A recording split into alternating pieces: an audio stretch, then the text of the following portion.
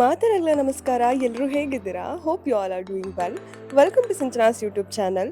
ನೀವೇನು ನನ್ನ ಚಾನಲ್ನ ಸಬ್ಸ್ಕ್ರೈಬ್ ಆಗಿಲ್ಲ ಅಂದರೆ please do share, like, subscribe and ಮರೀದೆ ಬೆಲ್ ಬಟನ್ ಐಕಾನ್ ಮೇಲೆ ಕ್ಲಿಕ್ ಮಾಡಿ.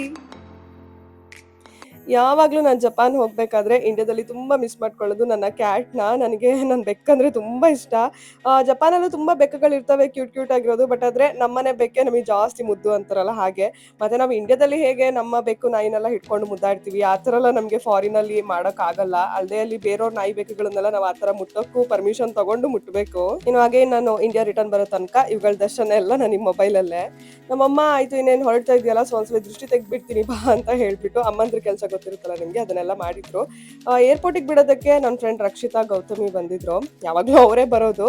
ಲಗೇಜ್ ಎಲ್ಲ ಪ್ಯಾಕ್ ಮಾಡಿ ಇನ್ನೇನು ಕಾರಿಗೆ ವೆಯ್ಟ್ ಮಾಡ್ತಾ ಇದ್ವಿ. ಆನ್ ದ ವೇ ಹೋಗ್ತಾ ಸಹನ ರಾಜಸ್ಥಾನಿಗೆ ಹೋಗಿದ್ಲು. ಸೊ ಅಲ್ಲಿಂದ ನಿಂಗೆಲ್ಲ ಗಿಫ್ಟ್ಸ್ ತಗೊ ಬಂದಿದ್ದೀನಿ, ಹೋಗ್ತಾ ನಂಗೆ ಸಿಕ್ಕೋಗು ಅಂದ್ಲು. ಸೊ ಅವಳಿಗೂ ಅವ್ರ ಅಮ್ಮಂಗೂ ಎಲ್ಲ ಮಾತಾಡಿಸಿ ರಂಜಕ್ಕಂಗೂ ಎಲ್ಲ ಬಾಯ್ ಹೇಳಿ ನಾವು ಹೊರಟ್ವಿ. ಸಾಗರದಿಂದ ನಮಗೆ ಬ್ಯಾಂಗ್ಳೂರ್ ಹೋಗೋದಕ್ಕೆ ಚಿತ್ರದುರ್ಗ ರೂಟೇ ತುಂಬಾ ಹತ್ರ. ನಾವು ಯಾವಾಗಲೂ ಅದೇ ರೂಟಲ್ಲೇ ಹೋಗ್ತೀವಿ. ಅದು ಲಂಚ್ ಟೈಮಿಗೆ ಕರೆಕ್ಟಾಗಿ ಚಿತ್ರದುರ್ಗ ರೀಚ್ ಆಗ್ತೀವಿ. ದುರ್ಗದ ಸಿರಿ ಅಂತ ಒಂದು ಹೋಟೆಲ್ ಇದೆ, ಅಲ್ಲೇ ನಾವು ಯಾವಾಗಲೂ ಊಟ ಮಾಡ್ತೀವಿ. ತುಂಬಾ ಟೇಸ್ಟಿ ಆಗಿರುತ್ತೆ. ಮಸ್ಟ್ ಟ್ರೈ ಹೋಟೆಲ್ ಇನ್ ಚಿತ್ರದುರ್ಗ ಅಂತಾನೆ ಹೇಳ್ಬೋದು. ಆಲ್ಮೋಸ್ಟ್ ನಾವು ಏರ್ಪೋರ್ಟ್ ಹತ್ರ ರೀಚ್ ಆದ್ವಿ. ಆಕ್ಚುಲಿ ತುಂಬಾ ಅರ್ಲಿ ರೀಚ್ ಆಗಿದ್ವಿ, ತುಂಬಾ ಬೇಗ ಬಂದಿದ್ವಿ. ಹೋಗಿ ಒಂದು 2 hours ನಾವು ವೆಯ್ಟ್ ಮಾಡ್ಬೇಕು ಅನ್ಸುತ್ತೆ. ಬಟ್ ಹೇಳಕ್ಕಾಗಲ್ಲ ಟ್ರಾಫಿಕ್ ಎಲ್ಲ ಯಾವಾಗ ಹೆಂಗಿರುತ್ತೆ ಏನು ಅಂತ. ಲಾಸ್ಟ್ ಟೈಮ್ 3 months ಇದ್ದು ಹೋಗ್ಬೇಕಾದ್ರೆ ನಂಗೆ ಇಷ್ಟು ಬೇಜಾರು ಅನಿಸ್ತಾ ಇರಲಿಲ್ಲ. ಬಟ್ ದಿಸ್ ಟೈಮ್ 4.5 months ಇದ್ದು ನಾನು ಜಪಾನ್ ಹೊರಡ್ತಿರೋದ್ರಿಂದ ಏನೋ ಒಂಥರ ತುಂಬ ಡಿಫಿಕಲ್ಟ್ ಅನಿಸ್ತಿದೆ. ನಮಗೆ ಫಸ್ಟ್ ಟೈಮ್ ಈ ಥರ ಫೀಲ್ ಆಗ್ತಾ ಇರೋದು.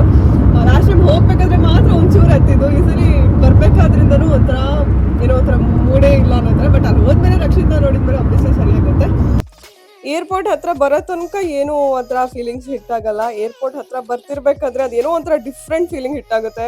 ಬೇಡ ಇಂಡಿಯಾ ಬಿಟ್ಟು ಹೋಗೋದು ಅನ್ನೋ ಥರ ಎಲ್ಲ. ಬಟ್ ಆದರೆ ರಕ್ಷಿತ್ ನೆನಪಾದ ಕೂಡಲೇ ಇಲ್ಲ ಹೋಗ್ಬೇಕು ಅನ್ನೋ ಥರ ಫೀಲ್ ಆಗುತ್ತೆ. ಈ ಸಲ ಬ್ಯಾಂಗ್ಳೂರ್ ಇಂಟರ್ನ್ಯಾಷನಲ್ ಏರ್ಪೋರ್ಟ್ ಅಲ್ಲಿ ಟರ್ಮಿನಲ್ 2 ಅಲ್ಲಿ ಒಂದು ಸ್ಪೆಷಲ್ ಆಗಿರುವಂತಹ ಬ್ಯಾಂಗ್ಳೂರು ಸೋಲ್ ಅಂತ ಒಂದು ಕಲಾಕೃತಿನ ಸ್ಟ್ಯಾಚ್ಯೂ ತರ ಮಾಡಿದ್ರು.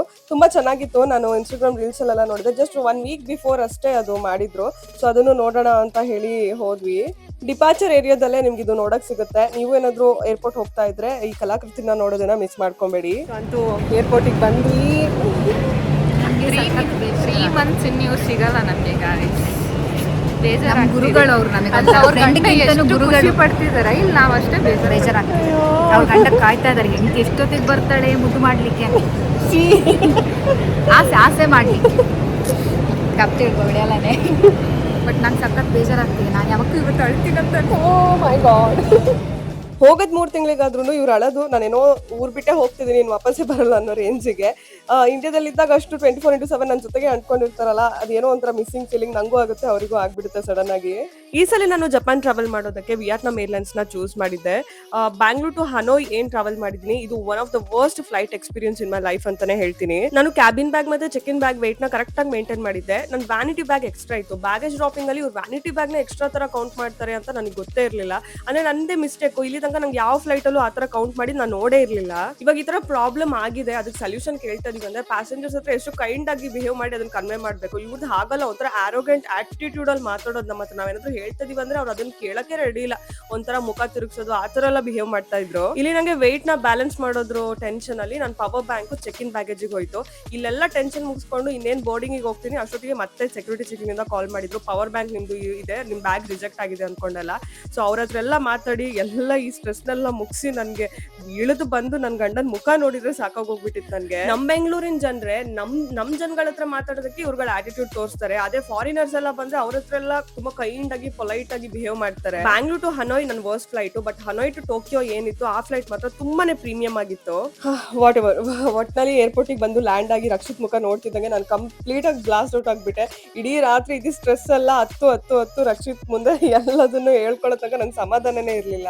ಅವನು ಕೂಡ ಆಯ್ತು ಬಿಡು ಬಂದ್ಯಲ್ಲ ಸಮಾಧಾನ ಮಾಡ್ಕೊ, ನಾನು ಇದೀನಲ್ಲ ಇವಾಗ ಅಂತ ಹೇಳಿ ಊಟ ಎಲ್ಲ ತಿನ್ಸ್ಬಿಟ್ಟು ಹನಡ ಏರ್ಪೋರ್ಟ್ ಅಲ್ಲೇ ಕೆಲವೊಂದು ವ್ಯೂ ಪಾಯಿಂಟ್ ಎಲ್ಲ ಇದೆ, ಅದನ್ನೆಲ್ಲ ನೋಡೋ ಸ್ವಲ್ಪ ನಿಂಗೆ ರಿಲ್ಯಾಕ್ಸ್ ಆಗ್ತಿ ಅಂತ ಹೇಳಿ ಅಲ್ಲೆಲ್ಲ ಕರ್ಕೊಂಡು ಹೋಗಿ ಕರೆಕ್ಟ್ ಆಗಿ ನಂಗೆ ಪ್ಯಾಂಪರ್ ಮಾಡ್ಬಿಟ್ಟು ವಾಪಸ್ ಮನೆ ಕರ್ಕೊಂಡು ಹೊರ ಬಂದ. ಈಸಲಿ ನನಗೆ ಮನೆ ಕರ್ಕೊಂಡು ಹೋಗೋದಕ್ಕೆ ಒಂದ್ ದೊಡ್ಡ ಸರ್ಪ್ರೈಸ್ ಆದಿತ್ತು. ಅದು ರಕ್ಷಿತ್ಗೆ ಜಪಾನ್ ಅಲ್ಲಿ ಡ್ರೈವಿಂಗ್ ಲೈಸೆನ್ಸ್ ಸಿಕ್ಕಿತ್ತು. ಸೊ ಹಾಗಾಗಿ ಅವನು ಕಾರ್ ತಗೊಂಡ್ ಬಂದಿದ್ದ ನನ್ನ ಪಿಕ್ ಮಾಡೋದಕ್ಕೆ. ಅಂಡ್ ಬೈ ದ ವೇ ಇದು ಸ್ವಂತ ಕಾರ್ ಅಲ್ಲ, ರೆಂಟೆಡ್ ಕಾರ್. ನಾನು ಇದನ್ನ ಇನ್ಸ್ಟಾಗ್ರಾಮ್ ಸ್ಟೋರಿ ಹಾಕಿದಾಗ ಎಲ್ಲರೂ ಕೂಡ ಕಂಗ್ರಾಚುಲೇಷನ್ ಕಂಗ್ರ್ಯಾಚುಲೇಷನ್ಸ್ ಅಂತ ಮೆಸೇಜ್ ಆಗ್ತಾ ಇದ್ರು. ಜಪಾನಲ್ಲಿ ಎಲ್ಲರೂ ಓನ್ ಕಾರ್ ಪರ್ಚೇಸ್ ಮಾಡೋದ್ಕಿಂತ ರೆಂಟೆಡ್ ಕಾರ್ನೇ ಜಾಸ್ತಿ ಯೂಸ್ ಮಾಡ್ತಾರೆ. ಯಾಕೆ ಏನು ಅಂತ ನಾನು ಮುಂದಿನ ವ್ಲಾಗ್ಸ್ಗಳಲ್ಲಿ ನಿಮಗೆ ತಿಳಿಸ್ಕೊಡ್ತೀನಿ. ರಕ್ಷಿತ್ ಡ್ರೈವಿಂಗ್ ಅಂದ್ರೆ ನಂಗೆ ತುಂಬಾನೇ ಇಷ್ಟ. ಲಾಸ್ಟ್ 1 ಇಯರ್ ನಾನು ಅವ್ನ ಡ್ರೈವಿಂಗ್ ನ ತುಂಬಾ ಮಿಸ್ ಮಾಡ್ಕೊಂಡಿದ್ದೀನಿ. ಸೊ ಈ ಸಲಿ ನನಗೆ ರಕ್ಷಿತ್ ಜೊತೆ ಕಾರಲ್ಲಿ ಜಪಾನ್ ಎಕ್ಸ್ಪ್ಲೋರ್ ಮಾಡೋದು ಏನೋ ಒಂಥರ ಖುಷಿ, ಎಕ್ಸೈಟ್ಮೆಂಟ್ ಅಂತೂ. ಸೇಫ್ ಆಗಿ ಬಂದು ಜಪಾನ್ ಅಲ್ಲಿ ಲ್ಯಾಂಡ್ ಆಗಿದ್ದೀನಿ. ಸೊ ಇನ್ನು ಮುಂದಿನ ವ್ಲಾಗ್ಸ್ ಎಲ್ಲ ಜಪಾನ್ ವಿಡಿಯೋಸ್ ಆಗಿರುತ್ತೆ. ಹೋಪ್ ನಿಮ್ಗೆಲ್ರಿಗೂ ವಿಡಿಯೋಸ್ ಇಷ್ಟ ಆಗ್ತಿದೆ ಅಂತ ಅನ್ಕೊಳ್ತೀನಿ. ಮುಂದಿನ ವಿಡಿಯೋದೊಂದಿಗೆ ಮತ್ತೆ ಸಿಗ್ತೀನಿ. ಅಲ್ಲಿ ತನಕ ಟಾಟಾ, ಬಾಯ್ ಬಾಯ್.